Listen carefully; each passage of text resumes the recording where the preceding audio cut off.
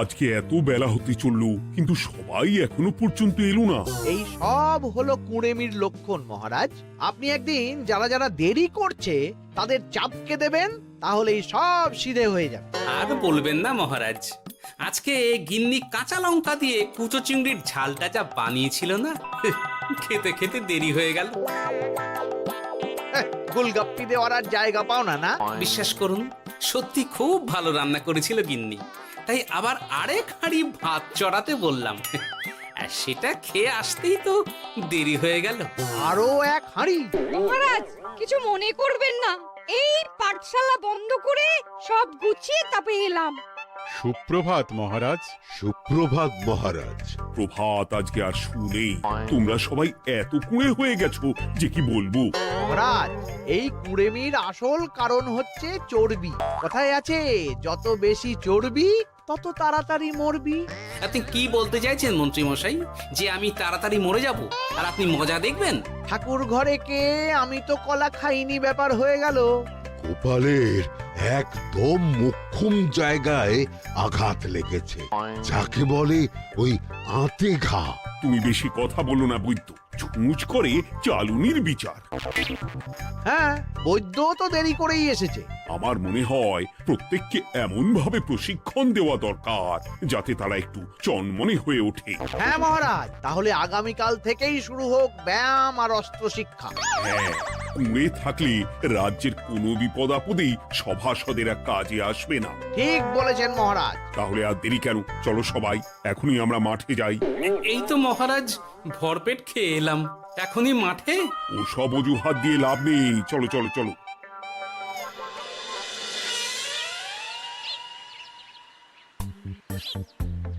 এবার সবাই সারিবদ্ধভাবে দাঁড়িয়ে পড়ো।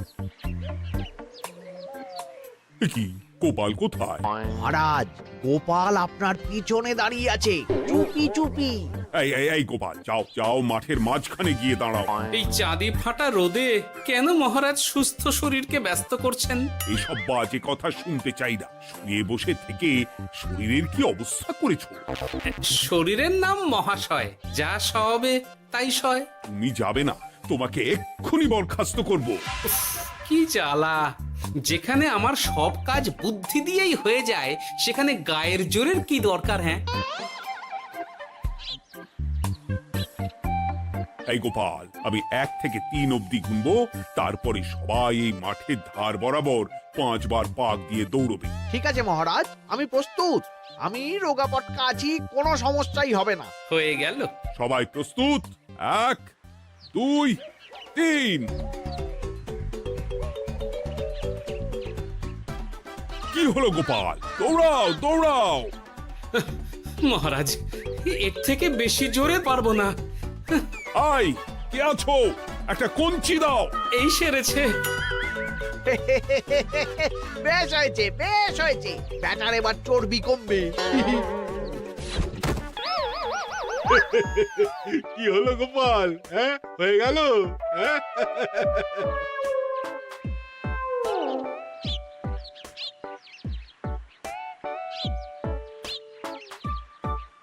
এই উল্টে উঠি, আমাদের দাদু উল্টে গেছে। হ্যাঁ, তাই তো দেখছি। চল চল গিয়ে দেখি। উফ, চেহারার কি অবস্থা বানিয়েছো গোপাল? হ্যাঁ, এতটুকু দৌড়তে গেলেই চিটপটাং। তাড়িয়ে দিন মহারাজ, এরকম বেঢপ চেহারা সভাসদকে আমাদের দরকার নেই। না না, তা বললে হবে নাকি গোপাল? তুমি এক্ষুনি বাড়ি চলে যাও, কালকে আবার মাঠেই দেখা হবে। এই দাদু বাড়ি চলো। ওরে বাবারে!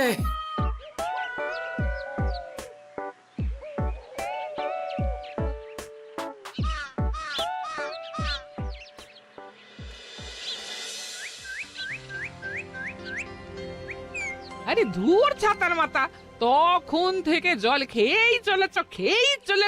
কি হয়েছে সেটা বলবে তো?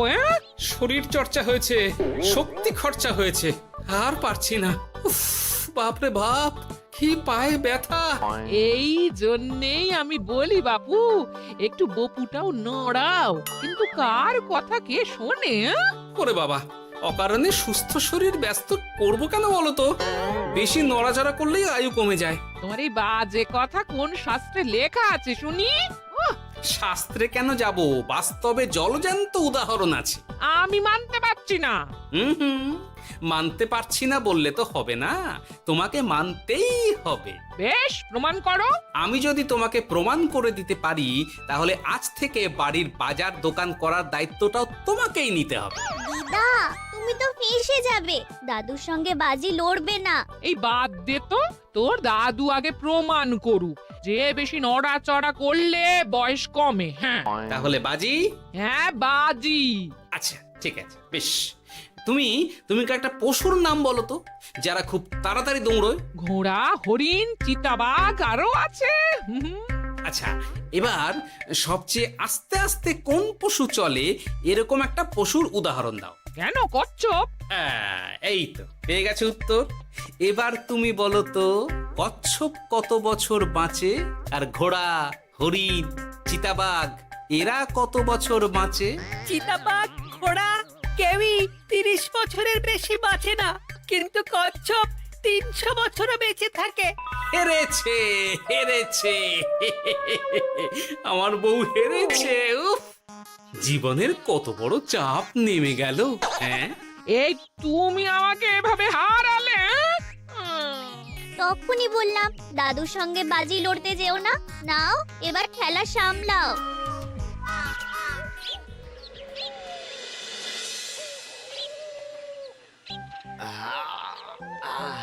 আরো ভালো করে মালিশ কর।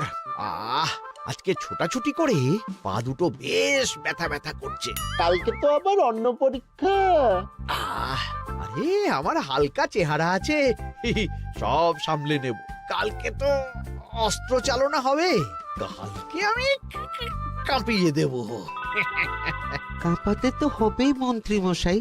আমরা আপনার শরীরে এমন ঘষা মাজা করে দেব না, মনে হবে আপনি না একটা জলযন্ত্র অস্ত্র চালনা করতে যাচ্ছে। বাস এই তো চাই। বাবারি, আস্তে আস্তে। আরে বাবা, আপনার তো ইস্পাতের শরীর, ভাঙবে তবু মচকাবে না। চিন্তা করছেন কেন? ভয় পাবেন না, ভয়কে জয় করতে হবে। আরে আরে আরে, তোরা আমার কথাটার সাথে করছিসটা কি? মানুষটা মরে যাবে তো। চিন্তা করো না গিন্নি। বাবা, ওরা বলেছে আমার ইস্পাতের শরীর, ভাঙবে তবু মচকাবে না। একবার এই বুড়ো বয়সে হাত পা ভাঙলে কে সামলাবে শুনি?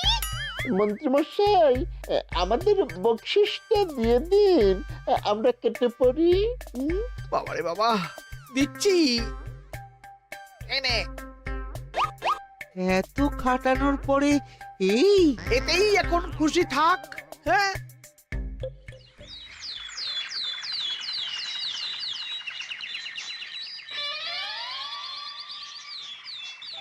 এবার তোমাদের সকলকে অস্ত্র শিক্ষা দেওয়া হবে। উফ, রোজ রোজ কি জ্বালাতনে পড়েছি, বাপরে বাপ। বাবা মা কাউকে ডাকার দরকার নেই, ভালো না লাগলে রাজসভা চাকরি ছেড়ে চলে যাও। মহারাজ, এটা তো উচিত নয়। যে যেটাই পারদর্শী তাকে সেটাই করতে দিন না। একটা বাঁদরকে যদি আপনি বলেন শিকার করে মাংস খেয়ে দেখা, সে কি পারবে মহারাজ? মহারাজ, গোপাল একটু বেশি কথা বলছে, ওকে আপনি বের করে দিন। আমি তোমার কথায় গলবো না গোপাল, তোমাদের সবাইকে এখন অস্ত্র শিক্ষা শিখতেই হবে। কর্তার ইচ্ছায় কর্ম, এখন তো আমার আর কিছুই বলার নেই। তাহলে আর দেরি কেন, তোমরা সবাই একটা করে ঢাল আর একটা করে তলোয়ার তুলে নাও। সেনাপতি, বলুন মহারাজ। তুমি সকলকে অস্ত্র শিক্ষা দেবে, তলোয়ার চালানো শেখাবে। এক এক করে প্রত্যেকে তোমার কাছে যাবে আর এক এক করে তুমি সবাইকে তলোয়ার চালানো শেখাবে। আচ্ছা মহারাজ, তাহলে ওই সবার প্রথমে চলে আসুন মন্ত্রী মশাই। হ্যাঁ, আমি প্রস্তুত। আমার শরীর ইস্পাতের মতো, ভাঙবো তবু মচকাবো না।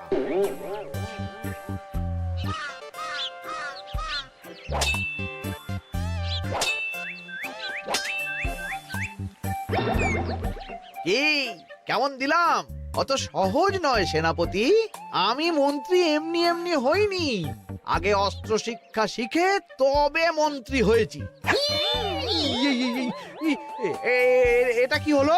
হ্যাঁ, আপনি অস্ত্র শিক্ষায় পারদর্শী, কিন্তু আরো বিচক্ষণ হতে হবে। কারণ আজকে এই পাগড়ির জায়গায় আমি যদি তলোয়ার আপনার গলার দিকে চালাতাম, তাহলে কিন্তু আপনার এই ভবলীলা এখানেই সাঙ্গ হয়ে যেত। ঠিক আছে, ঠিক আছে, মনে রাখবো। এবার বাকিদের তো ডাকো। হ্যাঁ, এরপরে তলোয়ার চালানো শিখতে আসবে গোপাল।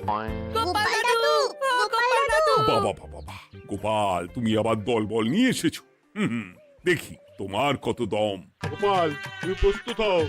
হ্যাঁ হ্যাঁ, আমি প্রস্তুত। ওরে বাবারে, এ তো ভয়ানক চাপের কাজ, আমাকে বেশ বেগ পেতে হচ্ছে। সামলাও গোপাল।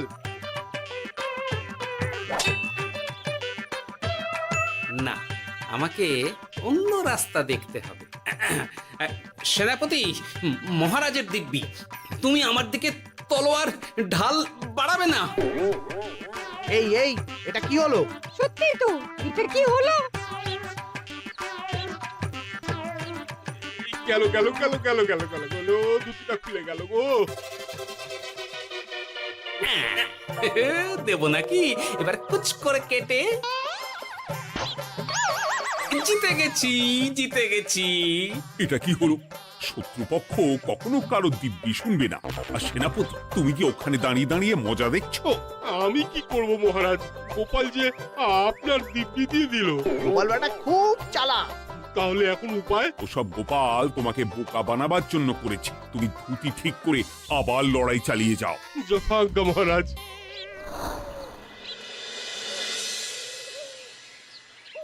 কিরে ন্যাপলা, তোদের দিদা আমার জন্য কি রান্না করে পাঠিয়েছে রে? এই তো ভাত, আলু সেদ্ধ, এই পুঁই শাকের ঝোল আর রুই মাছের ঝাল। আর তোদের যে তোষক, বিছানার চাদর আনতে বলেছিলাম, এনেছিস তো?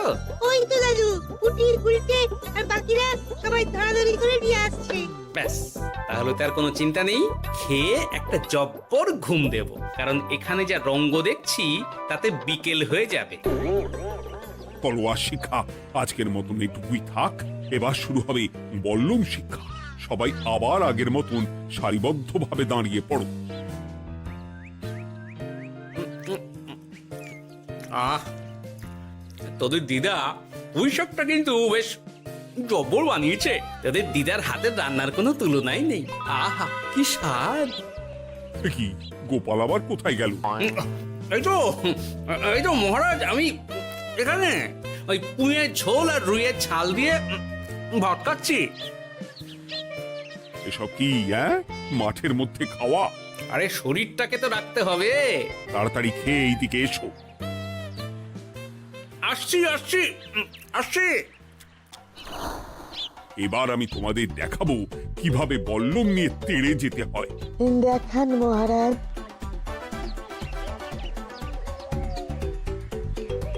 এ তো খুবই সোজা মহারাজ। ঠিক আছে, তাহলে বল্লম নিয়ে তেড়ে যাও দেখি। দিন, আপনার হাতের বল্লমটাই দিন।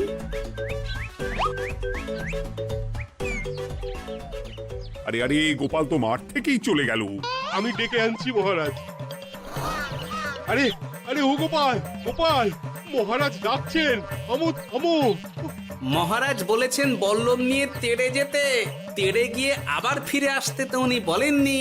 আরে, এ তো মহা মুশকিল।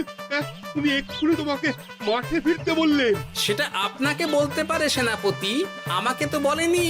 আমি চললাম।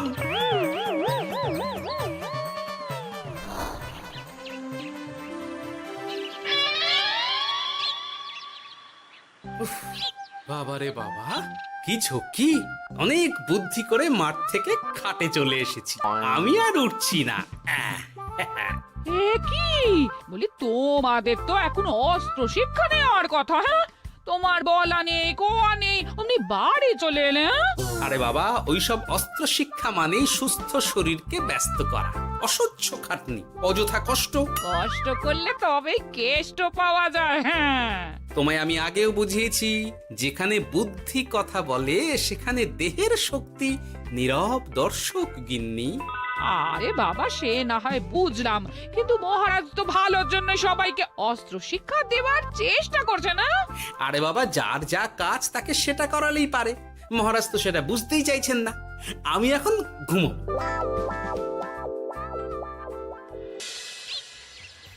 দরজা খোলো গোপাল, দরজা খোলো। গোপাল, গোপাল দরজা খোলো বলছি। ব্যাস হয়ে গেল, একটু শান্তিতে ঘুমাবো তার জো নেই। দরজা খোলো গোপাল।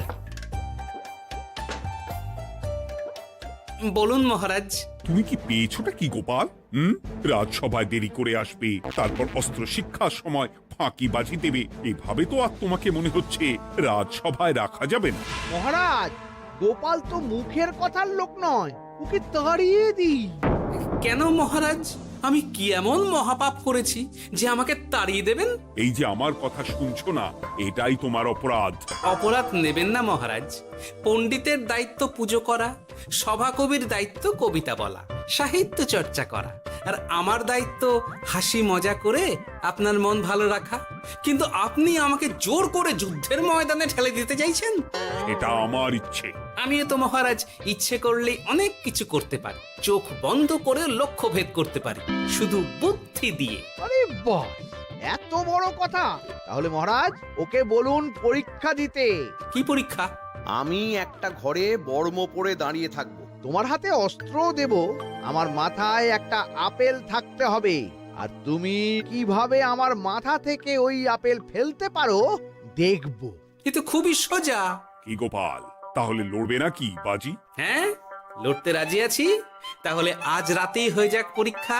যদি এই পরীক্ষায় উতরে গেলে তো ভালো, নইলে তোমার চাকরিটা গেল। গোপাল, তুমি পারবে তো? সে দেখাই যাবে। আজ রাতে তাহলে রাজবাড়িতে দেখা হচ্ছে। যদি আমি এই পরীক্ষায় বিফল হই, তাহলে আমার চাকরি আপনি কেড়ে নেবেন, আর যদি সফল হই তাহলে মন্ত্রী মশাইকে শাস্তি দেবেন। আমি নিজে সারা কৃষ্ণনগরে নাক্ষত দেব। বেশ, দেখা যাক।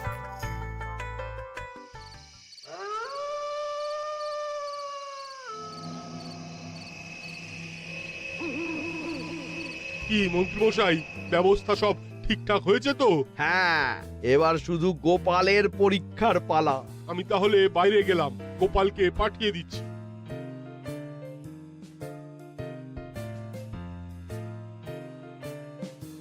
এবার যাও গোপাল, ঘরের ভিতরে যাও, দেখি তুমি কি করে মন্ত্রীর মাথা থেকে আপেল ফেলতে পারো। আপনি তো শুধু আমার চোখ ঢেকেছেন, আমার নাক মুখ কানও ঢেকে দিন, যাতে ঘ্রাণেন্দ্রিয় শ্রবণেন্দ্রিয়েরও সাহায্য না নিতে পারি। বেশ, তাহলে তাই হোক। আই, কে আছো?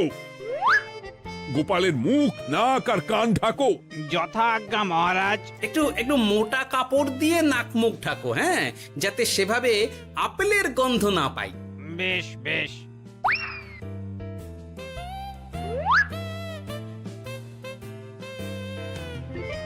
যাও গোপাল। গোপাল, এবার তোমার চাকরি গেল। এবার তুমি কি করবে? কি করবে? দৌড় ঝাঁপে ফাঁকিবাজি? হ্যাঁ,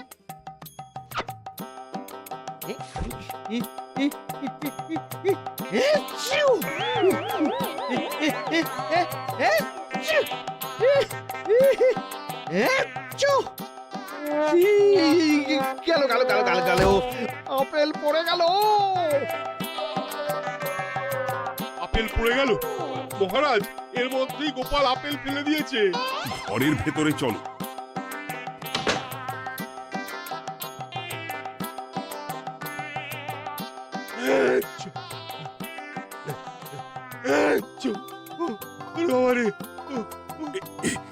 কি ওরে বাবারে বাবা, কি ঝাঁজ!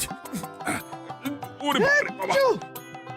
কি মহারাজ, দেখলেন তো গোপালের চমক?